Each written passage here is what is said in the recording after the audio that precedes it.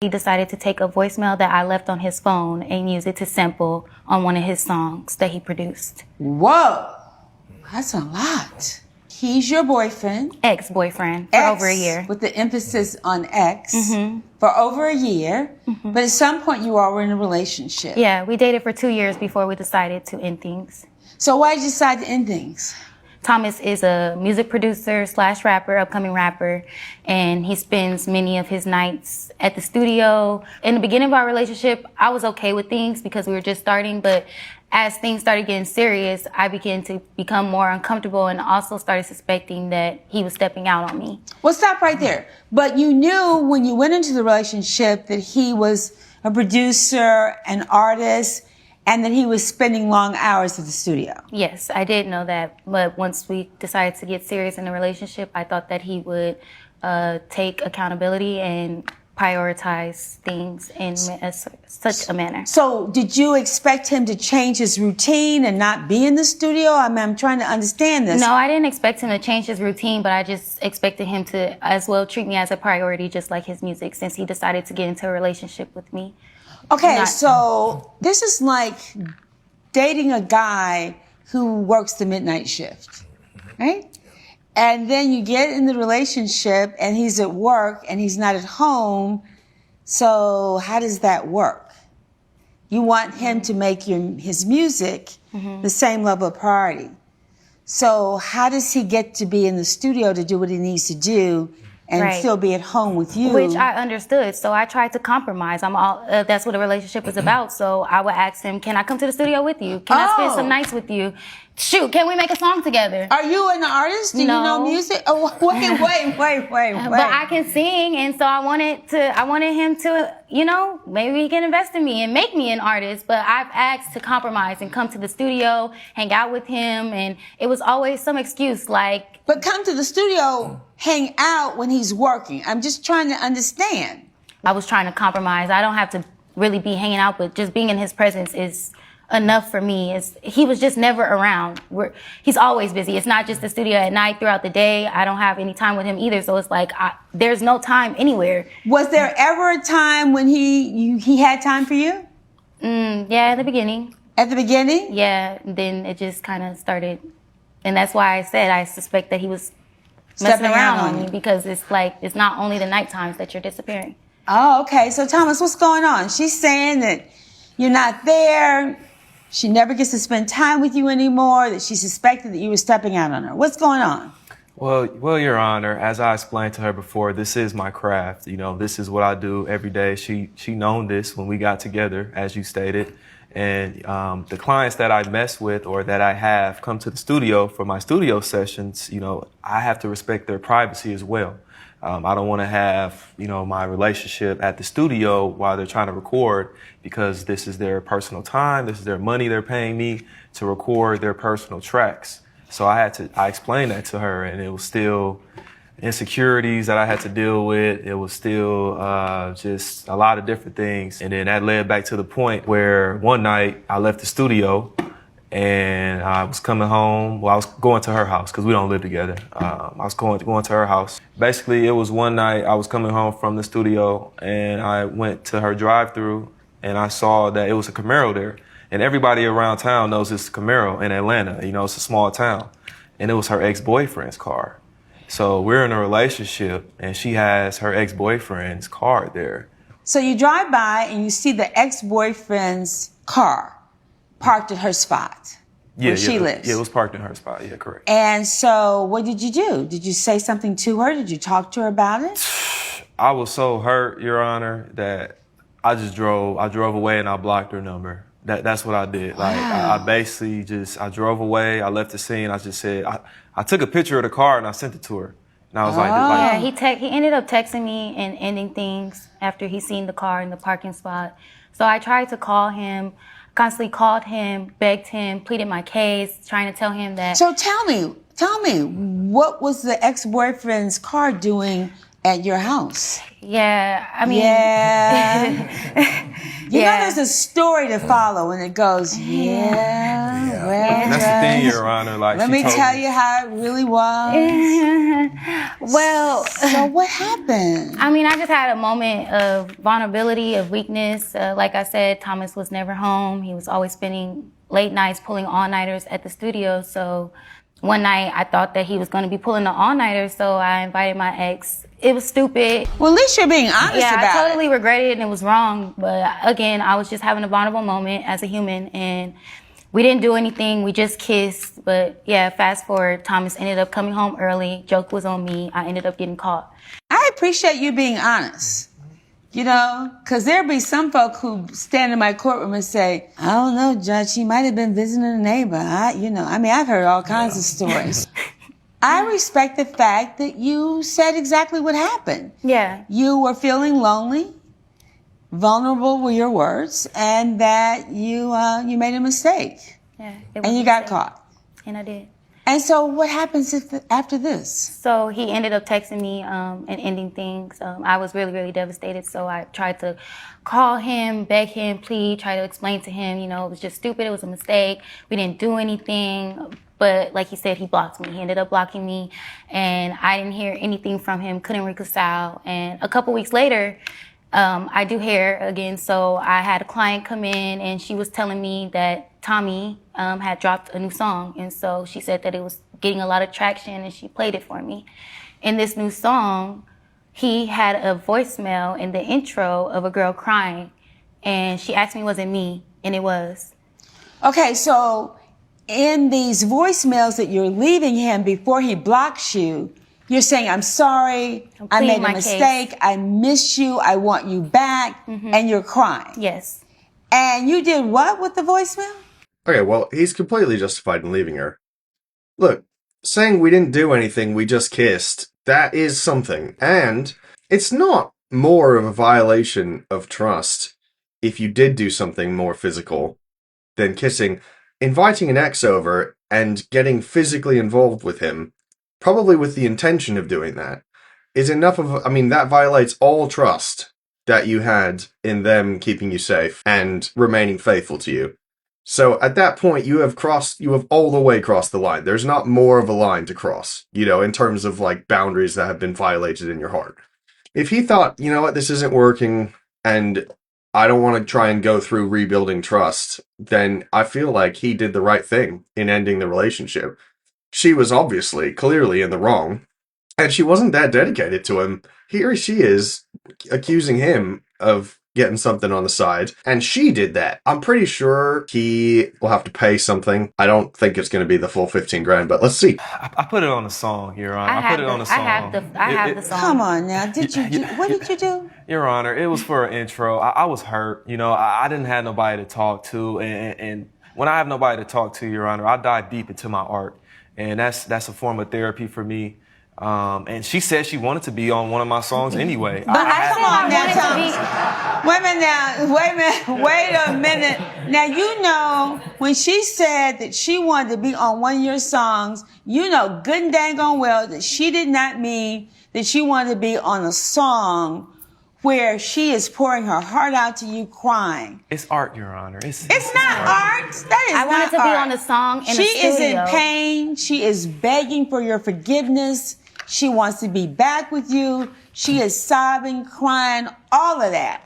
Well, Your Honor, now, how is that art? I'm hurt. Explain as well. that to me. I got cheated on, and I'm getting sued, Your Honor. I'm hurt as well. And I just used it. The song, it's a great song, right? And everybody knew who that was because we just broke up. If you put 2 and 2 together, it equals 4 every time. So did you confront him? He's blocked you. How do you communicate with him about this? Exactly. So after the client brought it up to me, I tried to reach out to him. But like you said, he blocked me. So I had no way of contact, no access to him. So fast forward, even more of my clients of mine were coming to me, telling me, sending me DMs like, oh, is this you on this intro? And just all these things that I was just so embarrassed and so hurt, so humiliated that I ultimately had to cancel all my appointments. What do you mean you had to cancel all your appointments? I canceled all my hair appointments for the whole summer because the song was doing too good in numbers, and it was too much. It was so embarrassing, and everybody was looking at me like, why you crying?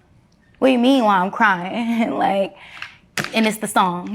Like, So wait a minute, you're a hairstylist. You cleared your book for how long? for 3 months. For 3 months. So how did you live for 3 months? Yeah, it was pretty hard. I had to penny pinch from my savings and credit. Okay, well, that's just taking crazy and dramatic to a whole new level.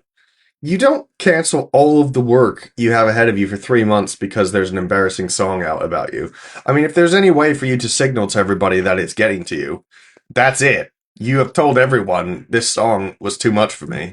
He shouldn't have used her in the intro, but she is the one who cheated on him, and he's allowed to rap about that. He's not allowed to use her voice or recordings that haven't been signed off on by her for public distribution, so he's in the doghouse there a bit. But canceling all of your appointments is a crazy step. I mean, that is wild.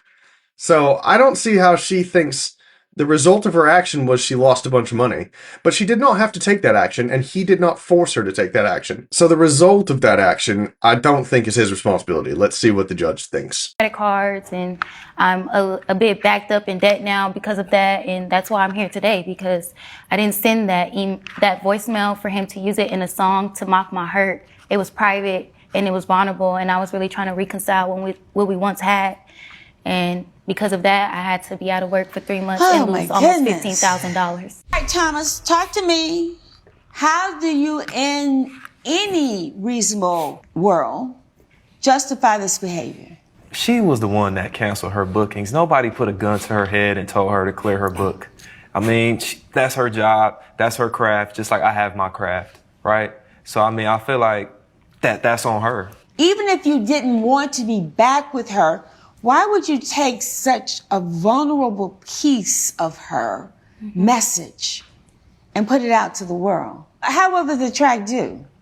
It did really well, Your Honor. The first week, I ran up That's about one of his songs. 10K, 20K, around there, profitable. It's a very profitable song, Your Honor. And you feel that this was okay? I mean, artists do it all the time. Can you show me any of these artists who took something like this and used it without the woman's permission? Well, I have her permission. I have. Let me see the permission. I have text messages right here. Oh, let me see those. That says that she want to be on the song. So. Oh, that she wanted to be on a song. Yeah, there you have it, Your Honor. And you really think that this meant that she wanted to be on a song like this, like that, Hey. sobbing and crying and carrying on? Hey, He knew Babe, exactly when you're what I gonna meant. let me come be on a song with you, I can sing. She didn't even say sing, sing.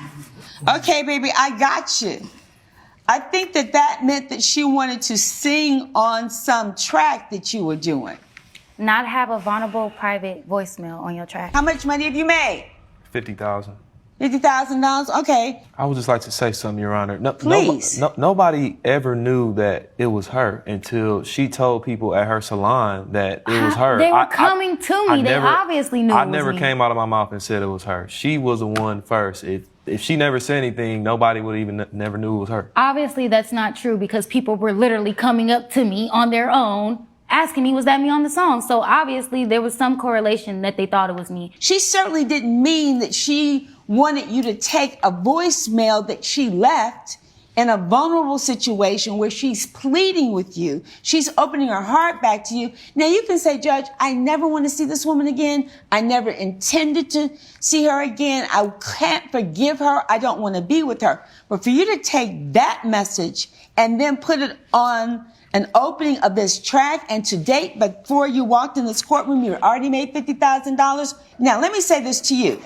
I don't know that you really ought to get the full $15,000 because for you to crawl up and shut yourself off from the world and clear your book for 3 months makes no sense to me. Makes no sense to me because that is your livelihood.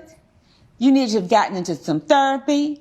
You need to say to your clients, get out my business. And I know that's harder. That's easier said than done. But for you then to just shut your life down for 3 months, because I know in this business that clients may not come back. Yeah, I actually lost a couple clients. Over this? So you need to hold your head up high. It was a thing that happened in your life. You need to shake it off, go into therapy if you need to go into therapy, and you need to get on about your business. You need to shake it off, go into therapy if you need to go into therapy, and you need to get on about your business. Because a man who would do this to you, you don't need to be with him. Do you understand? And you were wrong to take that recording and do that. I mean, you were just wrong. You could have reenacted it with somebody else. Exactly. I was hurt, Your Honor. I got cheated on, and I was made fun of by by my friends, and everybody knows a car. Like, what am I supposed to do? You were supposed to be a man about it. Say this was a painful situation. I'm not going to be vindictive. I'm going to go on with my life. If you had basically taken what she said and had another woman record it, I wouldn't give her a dime. But the fact that you took that voicemail and that you used it for the intro for that piece, and you have already made $50,000 and may well make a lot more, it's a lesson. Sometimes a painful, costly lesson, but you will pay her $15,000. And if there's nothing further, we will stand adjourned. Dang, we don't see that amount of money very often in these court cases. He made 50 and she asked for 15. But the reason she asked for 15 wasn't because of the copyright of her voice, like it being her personal property and not giving permission for it to be used. She wanted $15,000 to cover the expenses of a whole summer where she just decided not to work. And the judge is right. Like, why are you crawling up in a corner and just shutting yourself away and stopping your whole life because of what somebody else did in a song? Suing him for the copyright, I completely understand. Now, is it worth 15 grand? Almost certainly not. She might have accepted 5 if he said, hey, sign this contract that lets me use one of your voicemails in a song. Although she kind of hates his guts now. By the way, for something that she did. She was the one who cheated. But that's not a situation inside of which you think you'd get the rights to something. So he just used it betting that it wasn't going to come back on him, and it did. So he lost his bet. So given that that's a little less than 30% of his earnings, I don't have a big problem with it because he did send her heartfelt and very personal and vulnerable message out to the world. And enough people, I mean, I'm assuming that's millions of plays. $50,000. That must be quite a bit of money to make off of one song. So he made his bag on that, and I don't see a problem with him having to split it with her for using a copyrighted voice. So in the end, I think I agree with the judgment, not for the reasons that she sued for. I think it's ridiculous for her to think that he would have to recoup her for a summer of lost work that she just chose not to have. But to recoup her for using her vulnerable moment without her permission, I think that's completely reasonable. He had horrible excuses for using it as well. She said she wanted to get on a track. Yeah, she said she wanted to sing on a track. Not that she wanted you to use a personal voicemail. And also, I think part of the reason she was with him was because of the prestige of being a music producer, and apparently a successful one. And she wanted to sort of ride his coattails to glory because she kept trying to get on a track with him. And apparently he didn't either think she was good enough or just didn't want to mix his personal life with his business life. And you do not want to feel like your girlfriend's with you because of the opportunities and advantages you can provide for her. So I understand that. And they weren't living together, so it's not like they started merging their lives. And apparently for a long time before the point where she cheated, they weren't really ever around each other because of their schedules not crossing. So it doesn't sound like it was a productive relationship in the first place. And she honestly comes across as dramatic and accusatory. And then it almost feels like she canceled that whole summer's worth of work specifically so that she could go sue him for the money, so she could essentially have a free 3 months to do whatever she wanted. So in the end, I think she deserved the money, but not for the reasons that she sued. So that's what I think. Let me know what you think in the comments below.